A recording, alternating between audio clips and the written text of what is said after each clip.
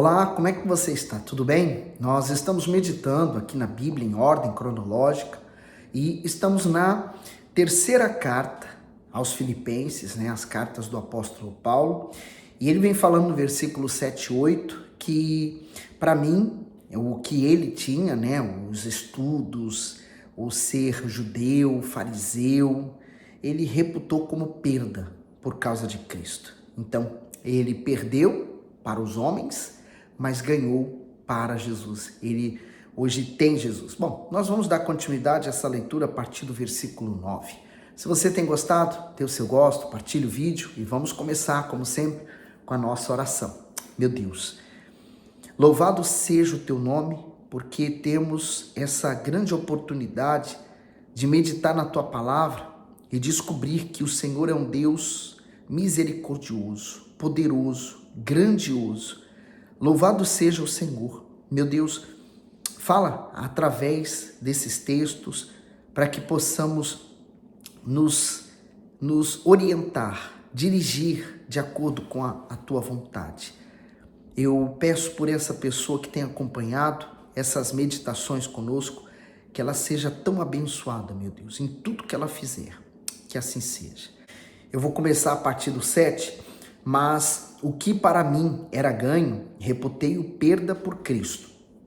E na verdade, tenho também por perda todas as coisas pela excelência do conhecimento de Cristo Jesus, meu Senhor, pelo qual sofri a perda de todas essas coisas e as considero como escória, para que possa ganhar a Cristo e seja achado nele, não tendo a minha justiça que vem da lei, mas a que vem pela fé em Cristo, a saber, a justiça que vem de Deus pela fé. O comentário: a justiça que vem de Deus se manifesta por intermédio da fé no Senhor Jesus, pois ele é o único que tem poder para salvar, perdoar e justificar o pecador.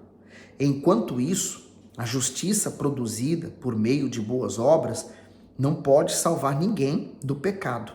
Dessa forma, seremos salvos por meio da fé e não por meio das obras. Porque ele tinha muito conhecimento da palavra, da lei, e ele estudou e foi formado um fariseu, ele poderia confiar nisso para ser salvo, A lei salvá-lo.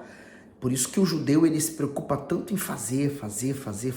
Mas aqui ele fala que a justiça dele não vem do que ele faz, mas do Senhor Jesus. Por isso que o mais importante para Deus não é o que eu estou fazendo, mas quem eu sou, O que está dentro de mim. No 10, para conhecê-lo e o poder da sua ressurreição e a comunicação de suas aflições, sendo feito conforme a sua morte, para ver se de alguma maneira eu possa chegar à ressurreição dentre os mortos. Não que já tenha alcançado, ou que já seja perfeito, mas prossigo para alcançar aquilo para o que fui também preso por Cristo. Comentário: não que já a tenha alcançado. Paulo lutava pela sua salvação diariamente, pois desejava estar com o Senhor um dia. Ele guardava a fé a todo momento, pois sabia que só assim podia manter-se salvo. De igual modo, os que se convertem não devem se acomodar em sua vida espiritual, pois só há garantia de salvação enquanto estamos na presença de Deus. Portanto, é necessário vigiar e sacrificar nossas vontades continuamente, a fim de agradarmos a Deus e preservarmos a salvação da nossa alma. Por isso que nós costumamos dizer, Eu fui salvo, Eu estou salvo, serei salvo se permanecer. Então, ele falou, não que tenha alcançado. Então, nós estamos ainda. Enquanto estivermos aqui, nós temos que estar lutando pela salvação. No 13, irmãos, quanto a mim, não julgo que a haja alcançado, mas uma coisa faço, e é que, esquecendo-me das coisas que atrás ficam e avançando para as que estão diante de mim, prossigo para o alvo, pelo prêmio da soberana vocação de Deus em Cristo Jesus. O comentário diz: o maior prêmio que uma pessoa pode alcançar não está nas conquistas terrenas, mas na coroa da salvação. Esse é o alvo principal a ser atingido e pelo qual devemos lutar. Quando Paulo fala de avançar para alcançar o prêmio, provavelmente estava pensando nas corridas gregas em que muitos competidores, por não suportarem o cansaço, ficavam pelo meio do caminho. Os que ganhavam recebiam uma coroa feita de folhas de louro. Se havia tanto sacrifício e renúncia da parte deles por uma glória tão passageira, imagine que sacrifício devemos fazer para alcançarmos a glória de Deus, que é eterna. Porém, para atingirmos o nosso objetivo, é necessário nos esquecermos das coisas que ficaram para trás, que é tudo aquilo que tivemos de renunciar para agradar a Deus. Nessa corrida em direção ao nosso maior prêmio, não podemos carregar nenhum peso do passado. Por isso, toda e qualquer forma de distração espiritual ou de tentação, como os cuidados com este mundo e as vontades carnais, deve ser resistida e vencida pela fé. A questão do apóstolo Paulo é que ele matou muitos cristãos, prendeu, fez muito mal àqueles que seguiam a Cristo, né? Por causa da religião que ele tinha, a fé que ele professava, ele fazia isso em nome de Deus, mas era em nome dele próprio. Então, isso, né, era uma ferida muito exposta e aberta dentro dele. Mas ele usou essa fé. Ele esqueceu o que está para trás. Não que a gente esqueça, né, mas a gente prossegue para frente, né? Eu não vou ficar lembrando do que é ruim. Eu não vou ficar recordando coisas ruins, porque elas não me trazem coisas boas. Bom, eu posso recordar coisas boas, respostas, né, orações que Deus me respondeu. Isso sim, isso fortalece nossa fé. Mas também não vou ficar toda hora lembrando só disso, né? Eu prossigo para frente, né? Eu olho para o agora e prossigo em diante. À frente de mim está o meu Deus. No 15. Por isso, todos quantos já somos perfeitos, sintamos isso mesmo. E se sentis alguma coisa de outra maneira, também Deus vô-la revelará. Mas naquilo a que já chegamos, andemos segundo a mesma regra e sintamos o mesmo. Comentário: ser perfeito diante de Deus é praticar justiça. Para isso, o cristão deve viver em obediência à palavra do Altíssimo. Conhecer a Bíblia é fundamental para termos uma vida pautada na vontade divina. No entanto, de nada adianta uma busca desenfreada por conhecimento bíblico se não colocarmos em prática o que já sabemos. Até porque nós temos que entender uma coisa: não adianta eu saber toda a teoria se eu não colocar em prática, né? São os dois fundamentos. Ou você está firmado na rocha, ou você está firmado na areia. No 17, sede também meus imitadores, irmãos, e tende cuidado segundo o exemplo que tendes em nós, pelo que assim andam. Comentário: sede também meus imitadores. Paulo exorta os cristãos filipenses a imitá-lo na sua fé, na sua conduta diante de Deus e dos homens e na sua perseverança em seguir e servir ao Senhor Jesus. O mundo tem os seus maus exemplos, seguidos por verdadeiras multidões, mas o cristão genuíno deve se espelhar primeiramente no Mestre e depois naqueles cuja vida reflete a luz e a ação do Espírito de Deus. É preciso tomar cuidado, porque nem todos que professam a fé em Jesus possuem de fato um compromisso com Ele. Os seus frutos revelam quem realmente são. O mundo em que vivemos e o seu sistema também vai tentar implantar o sistema deles em nós para que nós o imitemos. Se você imitar a moda do mundo, né, o que o mundo segue, o mundo vai achar você igual a eles. Então, perfeito. No dia em que você decide ignorar o mundo e seguir o padrão da fé, o padrão de Deus que vem da palavra de Deus, então você se torna um estranho para ele, inimigo deles, né? O mundo tem o seu sistema, né?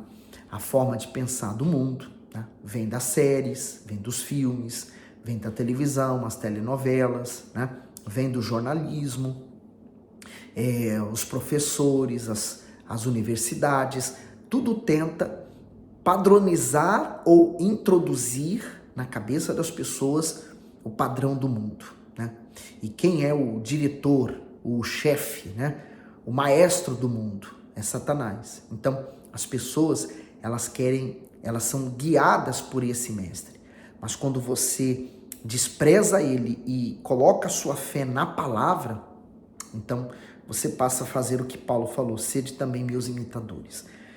18, porque muitos há, dos quais muitas vezes vos disse, e agora também digo, chorando, que são inimigos da cruz de Cristo, cujo fim é a perdição, cujo Deus é o ventre, e cuja glória é para a confusão deles, que só pensam nas coisas terrenas. O comentário daqui diz: inimigos da cruz. Paulo alertava os filipenses quanto aos ensinos dos falsos mestres que promoviam escândalos entre eles e distorciam a palavra do Altíssimo para atingir seus objetivos impuros e injustos. Quando o apóstolo diz que o Deus deles é o ventre, é porque essas pessoas só pensavam e viviam para si mesmas.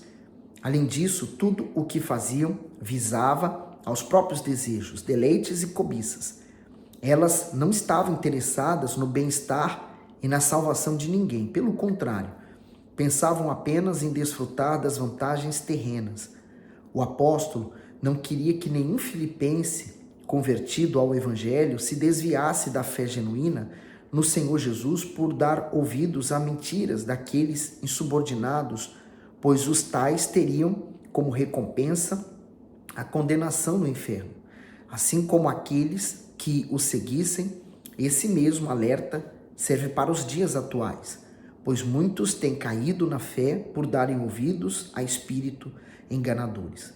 E para terminarmos o 20, mas a nossa cidade está nos céus, de onde também esperamos o Salvador, o Senhor Jesus Cristo, que transformará o nosso corpo abatido para ser conforme o seu corpo glorioso, segundo o seu eficaz poder de sujeitar também a si todas as coisas. E quando eu leio, né, que o ventre, o Deus deles é o ventre, eu lembro de uma pessoa que foi ser evangelizada e foi falar de Jesus, e ele falou assim: você quer saber onde está meu Deus? Ele tirou um maço de dinheiro assim do bolso e falou assim: esse aqui é o meu Deus.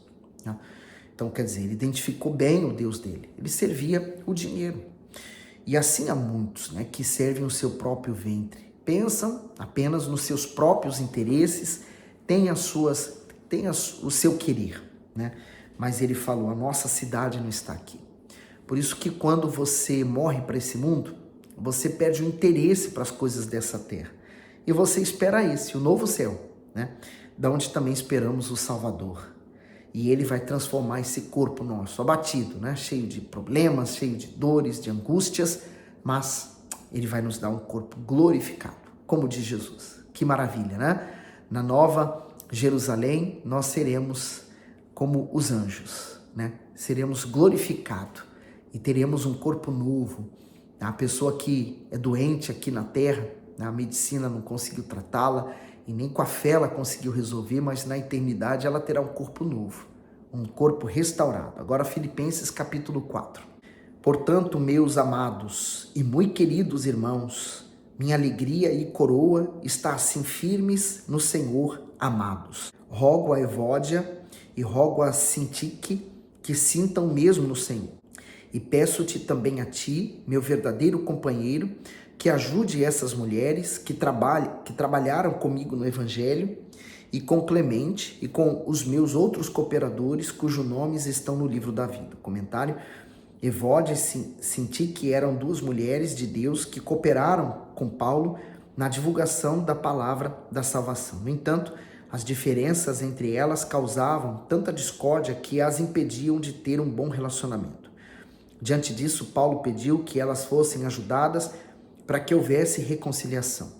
Isso mostra que o nascido de Deus não tem inimizades com ninguém. Pelo contrário, quando detecta sentimentos de disseção contra uma pessoa, imediatamente procura eliminar do seu ser, pois não aceita dentro de si absolutamente nada que possa manchar a sua fé. Por acreditar na sinceridade dos seus cooperadores no Evangelho, Paulo menciona que o nome deles está escrito no livro da vida. Somente os salvos têm o privilégio de ter o seu nome registrado neste livro tão precioso e santo. Assim também há tantas igrejas, né, e às vezes opiniões diferentes a respeito de um mesmo assunto, né? Não significa que não sejamos salvos. 4. Regozijai-vos sempre no Senhor. Outra vez digo, regozijai-vos. Comentário: regozijai-vos sempre no Senhor. Paulo estava privado da sua liberdade e ainda assim pedia aos cristãos que se alegrassem sempre em qualquer situação. Alegria é um estado de espírito permanente causada pela manifestação direta do Espírito Santo e não um simples prazer instantâneo e transitório como os prazeres do mundo. Agora o 5. Seja a vossa equidade notória a todos os homens. Perto está o Senhor. O comentário: perto está o Senhor. O apóstolo orientou os filipenses a agirem com equidade, ou seja, ele os exortou a terem um proceder justo, digno e moderado diante de todos. Isso significa que devemos ser amáveis, benevolentes, compreensivos com as pessoas nas mais diferentes situações, para que a ação do Espírito Santo em nós seja conhecida por todos.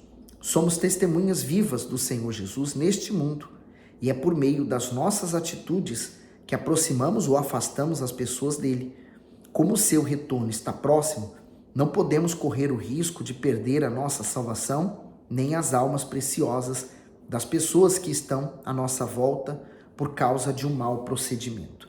Por isso que nós temos que ter o cuidado, constante de dar um bom testemunho. E pensar o seguinte: se eu sei que o mundo vai acabar, por que eu vou aceitar ver as pessoas se perderem? Se eu tenho o antídoto, se a pessoa está envenenada e eu tenho o antídoto, por que eu vou morrer com o antídoto e não vou dar para as pessoas? Então, nós sabemos que o mundo vai acabar, que Jesus vai voltar, então nós temos que acelerar, anunciar para as pessoas a volta do nosso Senhor. No 6, não estejais inquietos por coisa alguma. Antes, as vossas petições sejam em tudo conhecidas diante de Deus, pela oração e súplica com ação de graças. O comentário: não estejais inquietos. A ansiedade é um perigo na vida do cristão, pois é causada única e exclusivamente pela dúvida. Toda pessoa ansiosa não crê na providência divina, justamente porque as dúvidas estão em alta e a fé em baixa. Aí está a razão pela qual agem movidas pela emoção, aumentando ainda mais o seu sofrimento. A fé plena e a confiança na palavra de Deus são o segredo para eliminar as ansiedades e as preocupações causadas pelos problemas. Enquanto a fé sobrenatural nasce de Deus, a dúvida nasce do diabo. A ansiedade é como um vírus, Ela nos toma e ela faz com que a nossa fé diminua, Ela fica inoperante. E quando a gente fala assim para uma pessoa, tenha fé, e a pessoa fala, não, mas fé eu tenho, Não podemos confundir uma fé básica com uma fé avançada. Vou explicar rapidamente. O que é a fé básica? Você tem fé em Jesus. Então, ele morreu para nos salvar. Então, você tem a fé em Jesus. Você crê nele.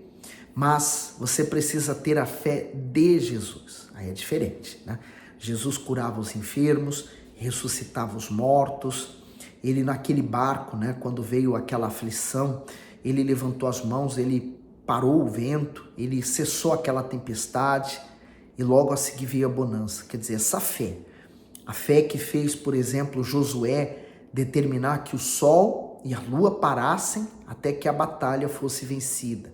Então, é uma fé avançada, é uma fé poderosa, é uma fé que nos faz ver o sobrenatural acontecer. Então, essa fé que Deus quer ver você manifestar nas promessas de Deus, tá bom? Bom, nós vamos continuar no próximo vídeo. Que Deus continue abençoando e iluminando você. Até o próximo vídeo.